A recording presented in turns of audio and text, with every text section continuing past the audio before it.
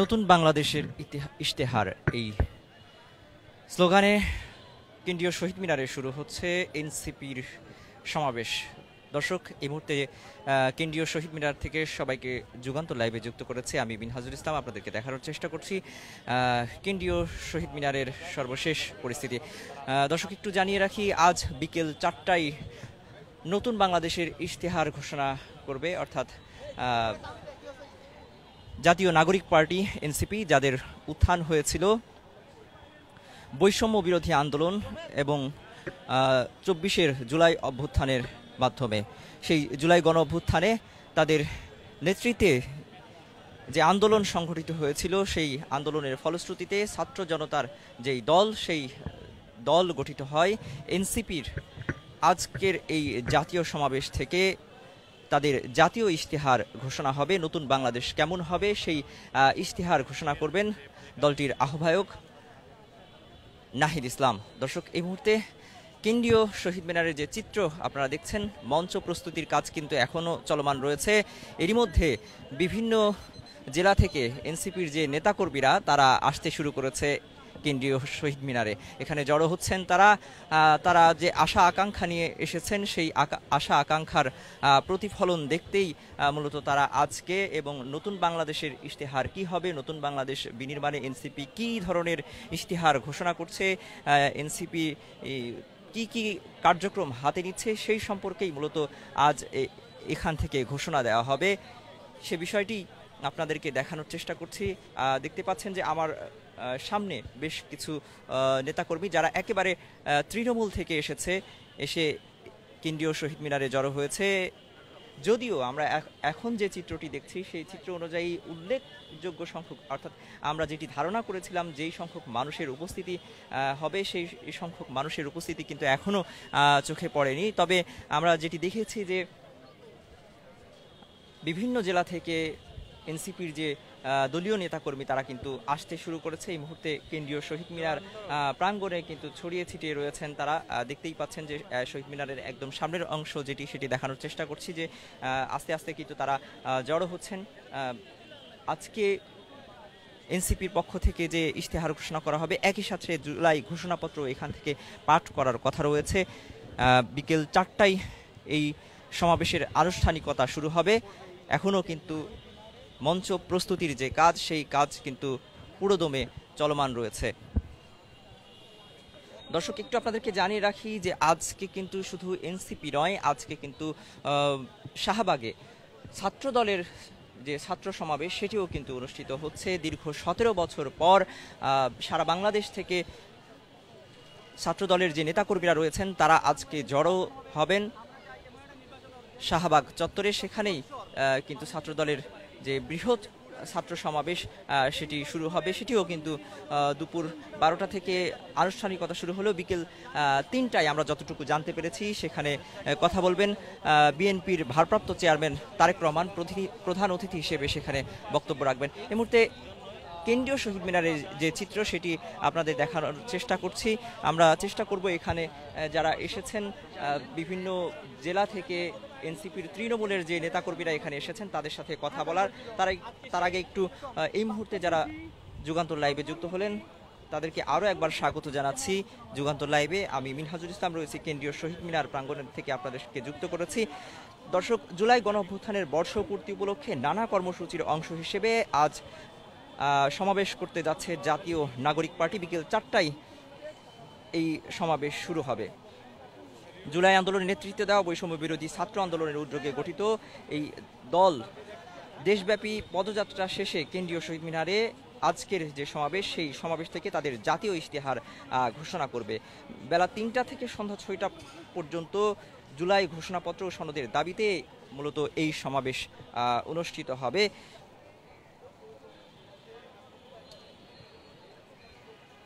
এবং এই যে আজকের যে সমাবেশ, সেই সমাবেশের প্রস্তুতি নিয়ে কিন্তু গতকাল সংবাদ সম্মেলন করেছিলেন দলের আহ্বায়ক নাহিদ ইসলাম। তিনি জানান জুলাই সনদের ভিত্তিতেই পরবর্তী নির্বাচন হতে হবে এবং নির্বাচনী সংসদের হাতে সংস্কার কার্যক্রম ছেড়ে না দিয়ে জুলাই সনদের ভিত্তিতে সংসদ বা গণপরিষদ গঠিত করার গঠন করার কথা কিন্তু তিনি জানান। এই অন্তর্বর্তী সরকারের সময় থেকেই জুলাই সনদ কার্যকর করতে হবে বলেও কিন্তু তিনি জানান এবং তিনি বলেন যে জুলাই ঘোষণাপত্রের সাংবিধানিক স্বীকৃতি দিতে হবে। জুলাই ঘোষণাপত্রের সাংবিধানিক স্বীকৃতি দেওয়ার পাশাপাশি আগামী নির্বাচন এই জুলাই সনদের ভিত্তিতেই করতে হবে বলে কিন্তু তিনি দাবি জানিয়েছেন।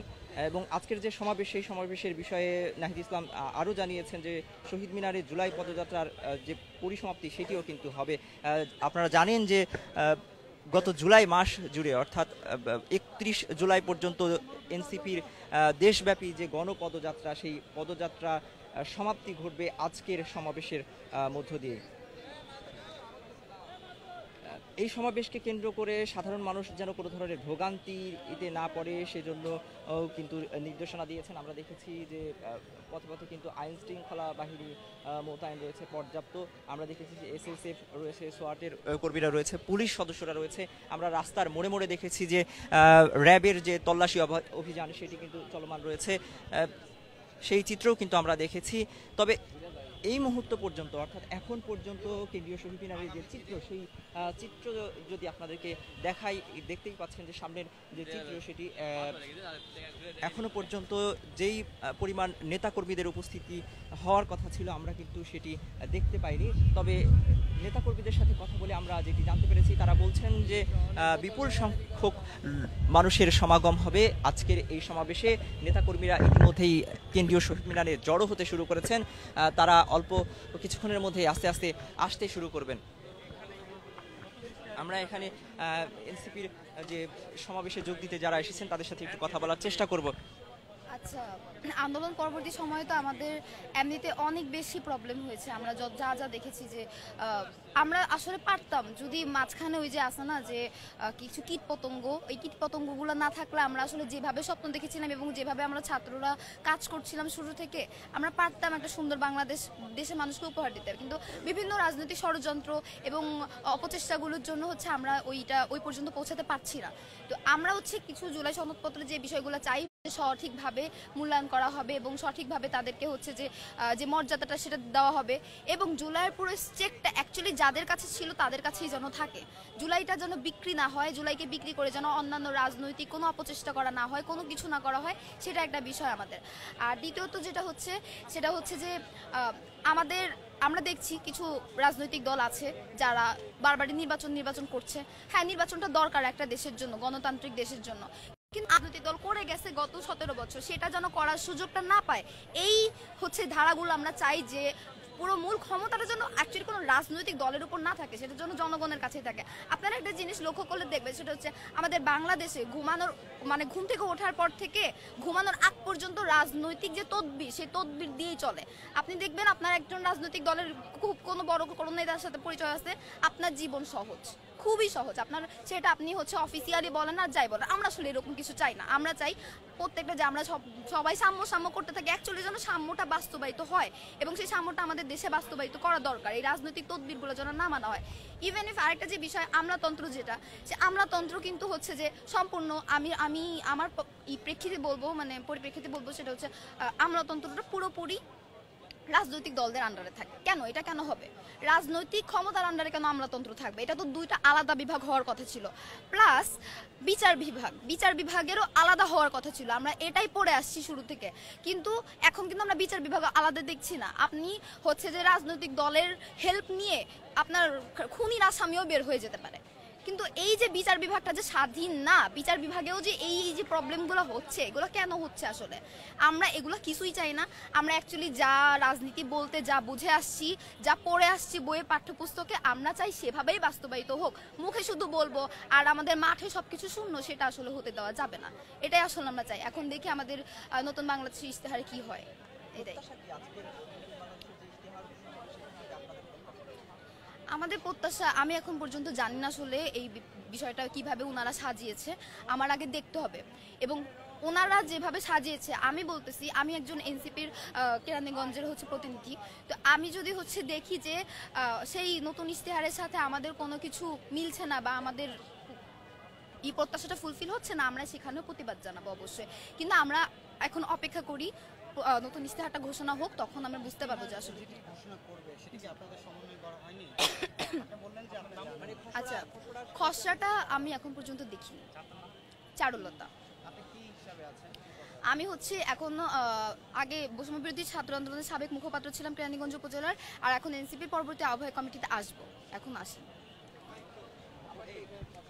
দর্শক, আমরা কথা বলছিলাম বৈষম্য বিরোধী আন্দোলনের সাবেক মুখপাত্র কেরানীগঞ্জ উপজেলার, তার সাথে আমরা কথা বলছিলাম। তিনি যেটি জানাচ্ছিলেন যে নতুন বাংলাদেশের ইশতেহারের জন্য তারা অপেক্ষা করছেন, নতুন বাংলাদেশের ইশতেহার কেমন হবে সেটি শোনার জন্য অপেক্ষা করছেন। যদি কোনো বিষয় তাদের সাথে সাংঘর্ষিক মনে হয়, তাদের মতের সাথে যাচ্ছে না, সেরকম কোনো বিষয় থাকলে সেটি নিয়েও তারা প্রতিবাদ জানাবেন বলে কিন্তু জানাচ্ছেন। এই মুহূর্তে কেন্দ্রীয় শহীদ মিনারের থেকে কিন্তু সেই চিত্র আপনাদেরকে দেখানোর চেষ্টা করছিলাম, নেতাকর্মীদের সাথে কথা বলার চেষ্টা করছিলাম। আমরা আরও কিছু নেতাকর্মীদের সাথে কথা বলার চেষ্টা করবো এখানে যারা এসেছেন, এই মুহূর্তে যারা জড়ো হচ্ছেন আজকের যে সমাবেশ, সেই সমাবেশে যোগ দিতে।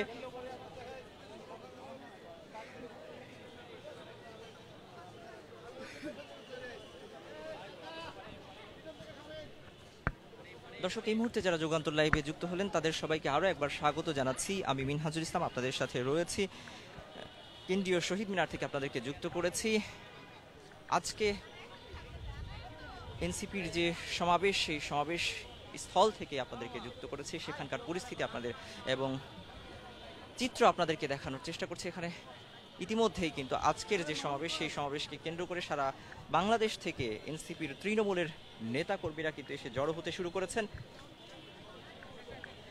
কেমন হবে আজকের সমাবেশ, আজকের সমাবেশে যে এনসিপির জাতীয় ইশতেহার ঘোষণা হবে, সেই ইশতেহার কেমন হবে, সেই ইশতেহারের ঘোষণাপত্র এবং জুলাই ঘোষণাপত্র কেমন হবে সেটি জানার জন্যই মূলত তারা এখানে অপেক্ষা করছেন। আমরা আরও একজন নেতার সাথে কথা বলার চেষ্টা করব, তিনি কি বলছেন সেটি আমরা জানার চেষ্টা করব।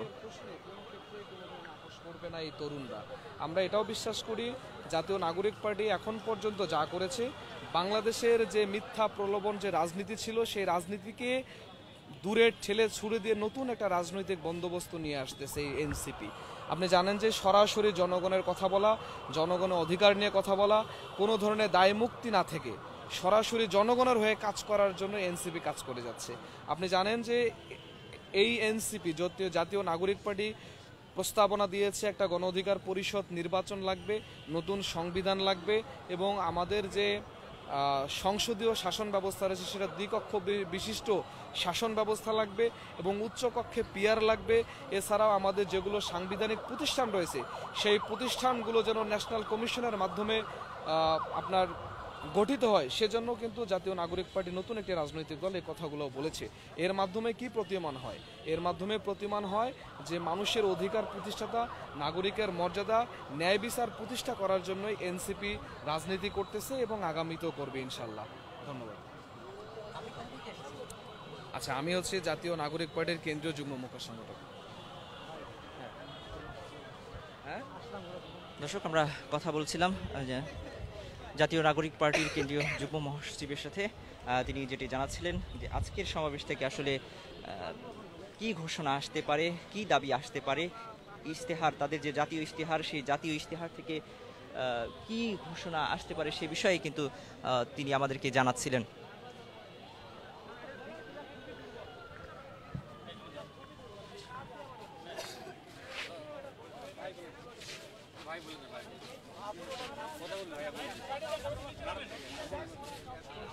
কথা বলার চেষ্টা করব আরও একজন নেতার সাথে যারা এই সমাবেশে আজকে যোগ দিতে এসেছেন। যে আমরা মূলত এসেছি নাটোর থেকে এসেছি। আমাদের যে প্রাণের দাবি, এই 24-এর গণ অভ্যুত্থানের পরবর্তী সময়ে একটা নতুন রাজনৈতিক বন্দোবস্ত এবং যেই জুলাই যোদ্ধারা আছে তাদের সমান পরিমাণে যেই মর্যাদা এবং যে জুলাই ঘোষণাপত্র সেটি বাস্তবায়ন করার জন্যই আমরা এসেছি কেন্দ্র ঘোষিত ডাকে। তো আমরা চাই আমাদের যেই পরবর্তী যেই বাংলাদেশ, যেই নতুন বাংলাদেশ আমরা যে বিনির্মাণে যেই স্বপ্নটা দেখছি সেটা এই এনসিপির হাত ধরে আস্তে আস্তে বাস্তবায়িত হোক, একটা নতুন রাজনৈতিক বন্দোবস্ত তৈরি হোক যেখানে দলের মতপার্থক্য হবে কিন্তু দেশের স্বার্থে সবাই আমরা একতাবদ্ধ থাকব। এটি আমাদের আর কি সাধারণ জনগণ হিসাবে একমাত্র চাওয়া।